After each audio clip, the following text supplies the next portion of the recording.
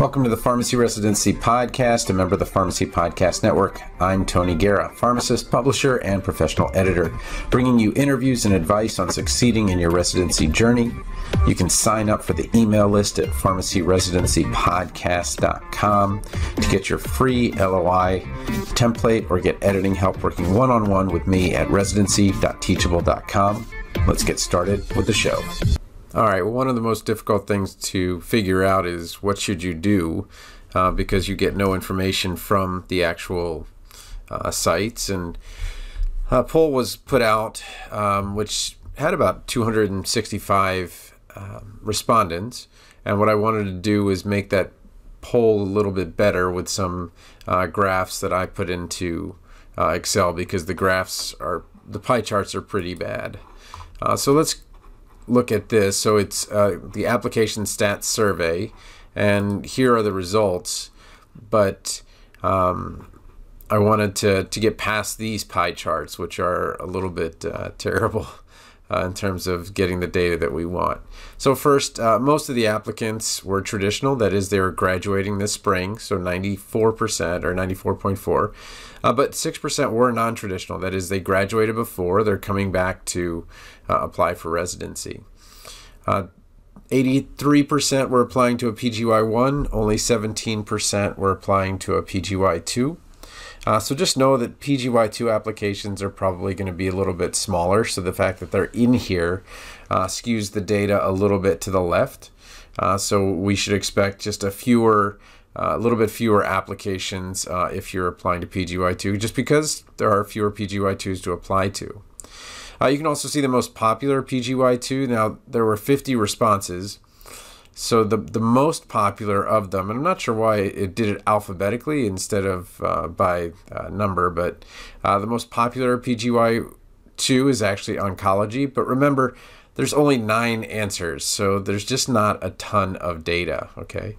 The next one was ambulatory care, okay? Next largest one looks to be infectious disease, okay? The next one, critical care and emergency medicine. So I would say the top 5 are oncology, ambulatory care, critical care, emergency medicine, and infectious disease. Now, this is where it got a little bit tough, is that, how many programs did you apply to? And this pie chart makes it really hard to kind of understand, how many did you apply to? So I put this on an Excel sheet and took this data, and I removed one. There was somebody that applied to 30, and so I changed that and just cut that out because it made the data really hard to see. So I just put 1 through 22, and you can see that very few people applied to just 1 or 2 or 3. But this is where the 4 is the number that you get. So if we look at the percentage that did this, you're like, oh, well, a few did actually only take 1, 2, 3, or 4. A lot of times the 1, 2, and the 3 are generally PGY2 applicants. This isn't really a PGY1 thing to do. But if there's only one place that you really want to go, and you're kind of putting in a PGY2 application at the same time you're putting in job applications, like, all right, well, I'll either get a job, or if I do get this PGY2, I would take that. This is more like the PGY1s, where we expect that it's going to be between 10 and 11. But we can see that significant numbers put it in 12, 13, 14, 15, 16, 17 applications, all the way up to 22. But again, the 1 to 4 is unusual, so is the 19 through 22. But again, this goes with historical data that we expect that most people are going to be applying somewhere between 9 and 13 applications sent out. So now, how many interviews did people receive? So you kind of look at your interviews, and some of you only got 1 or 2, and obviously that's a little bit disappointing.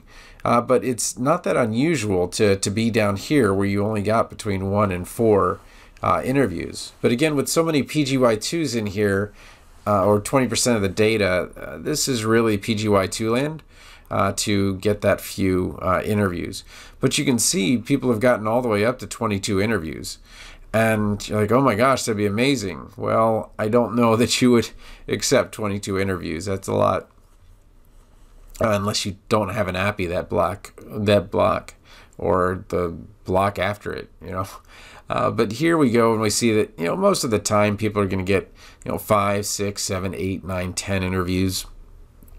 That's really around the norm for the way that the data is showing that, fewer people are applying to residency, more people are going to take the job. People know that their student loans are going to come due in July. Well, they come due in November, December, but I'm just saying that Biden's probably going to lose, and most are going to have to start paying their student loans when the time comes. So it makes sense that you'd want to just get a job, and then if you can get a hospital job without a residency, that just feels like the right thing to do for them right now. But you can see that there are a lot of interviews, and so you can expect that match rates will go up even higher. And I'm predicting a bit over 80% for a match rate. Here's the most kind of interesting one, which is what percentage did you get?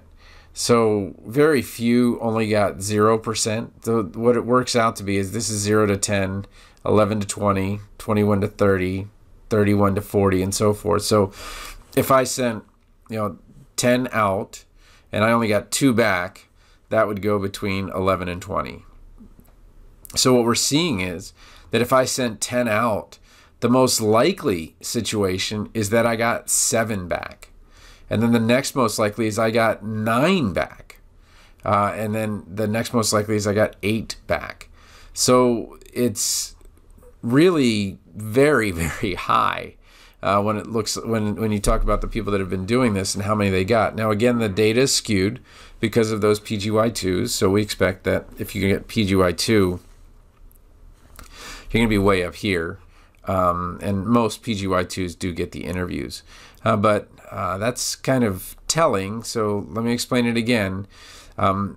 If you sent out 10 interviews, or let's just say 10 to make the math easy, what percent would you have gotten, the interview invites? And 91%. So that works out that between 16 and 18%, so around 17% of candidates got 90% of their interviews. 14% got 81 or higher, between 81 and 90. Okay. 18%, again, about a sixth, got 71 to 80% of their interviews applications became invitations. Okay, and then as we go down, you can see. So it should be that you got, for every 10 you sent out, you should get 7. For every 5 you sent out, you should get 3.5. That's about what the numbers show. Okay. All right, well, let's look at some other kind of questions that students had. You can look at this, but I think that hopefully that tells you a little bit more that you should really expect that we're going to have somewhere between 80 and 85%, I think, is going to be a reasonable match rate for this year if you got an interview. How is everyone affording to live during residency? So there's a little bit of good advice here, but with the number that you can apply to and the percentage that you're going to get, you're less likely to have to live in an area that's going to be much more expensive. Just the macroeconomic data is showing that rents are going down, but rents go down pretty slowly because people are locked in for a year, and then they make their change, and then it goes down, and so as you get to residency, you should be expecting that rent prices, as they are now, should be going down a little bit, and there are some areas that are going to go down more than others. Rejecting a wait list. Why would someone reject to be waitlisted if you already paid the money to apply? Yeah, I mean, wait list, it's actually a pretty decent chance this year that if you're going to be on a wait list, that it could happen. And the reason that you do take a wait list is that you wouldn't want to have to deal with phase 2. But I think that it's reasonable that many residencies are going to get rejected this year, And I think that phase 2 will be quite large. I'm predicting 600 spaces in phase 2. Where we had 200 2 years ago, 400 last year. I'm predicting 600 spaces this year. I think that residencies don't realize that they're all accepting the same people. Or maybe they do, and they just can't do anything about it. But it's likely that many residencies will be available in phase 2, and I think it'll be reasonable to apply then. Calculations as part of the interview, yeah, what they're just doing is they're just trying to kind of do a little bit of NABPLEX mitigation, which is NABPLEX scores should go down because the acceptance rates in pharmacy schools have gone up above that 80%, and now they're kind of at that critical tipping point where you can expect that they're going to go even lower because the acceptance rates have really, there's a tipping point where you're really accepting some really not so great candidates, and those people are going to graduate, and the residencies are like, we don't want it to be our problem. So they're just doing a calculations quiz to make sure you can, you might be a nice person, you might answer some things right, but the calculations quiz is just a little weed out to make sure that they don't get anybody that's really likely to fail the NABPLEX. Reaching out to the RPD. So ghosting is a thing where they don't write back to you, but I've heard that it's much less of a thing this year because they're getting many fewer applications. So RPDs are being a little nicer. They have a little bit more time. So do the people, sort of the residents, because there's just fewer applications. Tips for a current P3. It really does come down to getting the right rotations before the interview. So the more clinical rotations you have before the interview, the more chance you'll be able to answer their clinical questions and the better candidate you'll sound like. So it may seem like that's out of your control, but if you kind of work with the experiential office, you may be able to get 1 or 2 more clinical ones where you have electives. Where you're really in trouble is if you're applying to peds, but you don't get your peds rotation until April. Those types of things. And usually they're willing to work with you. But as the number of students go down in pharmacy school, it should be less and less of a problem because there's less competition for those sites. So, but again, what's the kind of take home here? I think it's reasonable that if you're applying to residency this year that, chances are greater than 4 out of 5. If you've got an interview, you're going to get it. Chances are 90% that you're going to get your first, second, or third choice. So while the desire to get a residency has gone down quite a bit, the chances of getting someplace you want have gone up quite a bit. So I want to be very encouraging that, if this is a path that you want to take, it's going to not only be, you're going to be able to pick places that you want to go. And if you're in kind of the position like, well, the only place that I got was someplace I don't want to go. Well, phase 2 is going to be significant, I think, this year because, again, just fewer candidates, fewer people applying, more people getting interviews, more sites are going to be taking the same people and finding themselves without a few residents, and those extra spots are going to be there. It's still not easy in phase 2. You're applying with about the same number of people for 600 spots or half that. So percentages are going to be down, but they're going to be historically relatively high. So if you still need help with the interview process, you're welcome to go to residency.teachable.com, but I'm going to guess that most people have already gotten through the process. If you want to do it now and you just need extended time, I'm happy to just say, okay, well, here's another 6 months or whatever you need. But, I think that the next step here is going to be match day.